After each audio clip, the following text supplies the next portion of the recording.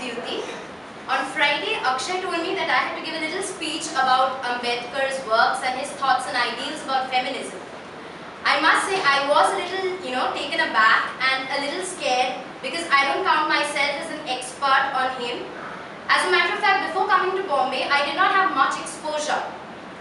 However, once I started reading up about him and his thoughts and ideals, I realized he was a great visionary in the sense that his whatever he said, they were so far ahead of his times. His thinking was so ahead of his times, especially those which concerned with the empowerment of women. Now, before we start dealing with whatever Dr. Ambedkar said, let us take a short look at what Hinduism talks about in the aspect of women empowerment. Now, Hinduism is a very, very old religion, and initially the system was such that women were given equal importance as men. They were allowed to study, they were allowed to do anything that they wanted, such as learn the arts of warfare, history, politics, everything that they wanted. However, through time, there was a gradual decline in their social position. As a matter of fact, there's a book called Manusmriti, which doctrines all the rules that a proper Hindu should follow. And this actually legitimized the denial of the basic rights to Hindu women. Rights such as the right to freedom, the right of choice, the right to education, the right to divorce, the right to live a proper life. I mean, she was reduced to being a slave at her house, and the hypocrisy lay in the fact that it was not instructed directly. What was said was that women are goddesses, they are like weak, you're supposed to protect them. And why is this so? We are not weak, sometimes we can be mentally even stronger than men. But the fact remained that women were being treated in such a way that when she was a small child, she had to be protected by her father. In her youth, she had to be protected by her husband. And when in her old age, she had to be protected by her sons. This created a very demeaning concept of women in general in the society at that time. And this was what Dr. Ambedkar protested against. Now, when we are talking about women inequality in India, unlike West, sex is not the only factor which we are dealing with. There are many other factors, such as her religion. Whether she's a Hindu, she's a Muslim, she's a Christian, that will determine how she's being treated. Secondly, her caste.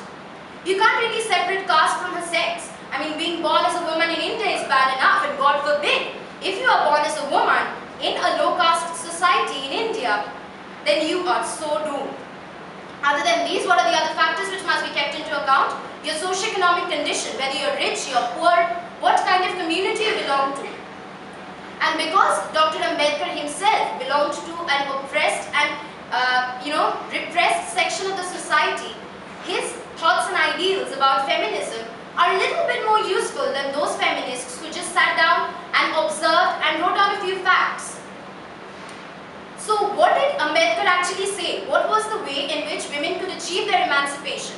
First being education. Education was something which could actually liberate women from all their sufferings. It could also lead to an emancipation of women from the shackles of the caste system. He also embraced Buddhism because he felt that Buddha, unlike money, did not degrade women to a level where they were being treated like slaves. They were being treated with respect in Buddhism. They were being treated with love. And this is what he also preached. Around his time, around 1928, Dr. Ambedkar also helped in the formation of an All India Association for Women, in which his own wife, that is Ramabai, she was the president. Apart from this, he also helped in the formation of many other such small groups of women who fought for their own rights. In 1942, we had the All India Dalit Mahila Conference. 1945, we had the All India Untouchable Women Conference. So these were big milestones. Apart from this, whatever basic rights that we enjoy today, they were being drafted by Dr. Ambedkar at that point of time. In 1947, he also tried to introduce the Hindu Code Bill, which gave us women a lot of facilities. However, the men could not accept it. So in 1951, it was dropped. Because had it been accepted, the entire patriarchal system of India would have been shaken by its roots. And do you know what he did after that? He resigned his post as the law minister. I mean, how many ministers can we think of who would do that today? Who would believe in their cause so much that they would actually renounce power in the central government? I don't think there are many people who would do that. Now, okay, you might say that that's all fair and good. He did a lot of good work, but what's the relevance today? I mean, why do we need to know what he did, and why do we need to celebrate this occasion? Now, I want to ask you a question with that. Do you really think we as women are better off today than what we were at that age? And if you say yes, we are. We are educated, we are going out now, we are no more being oppressed by our husbands or our fathers, then I would like to ask you, why is it so? Many of you all might be familiar with a quote that has been put up outside. For those who haven't read it, I'll repeat it. We are because he was. If you think that we are educated and emancipated from the shackles that we were facing maybe 50 to 60 years ago, it is because of great visionaries and thinkers and leaders like that. The very fact that I'm standing here talking to you, giving a speech, sharing whatever's going on inside my mind is because of people like him. And that's his relevance. Otherwise, maybe I would have been at home in a different country, married, uneducated, cooking maybe, doing something which would have been very impressive for me. And I wouldn't have had this exposure. And that is his relevance. So I conclude by saying, we are because he was.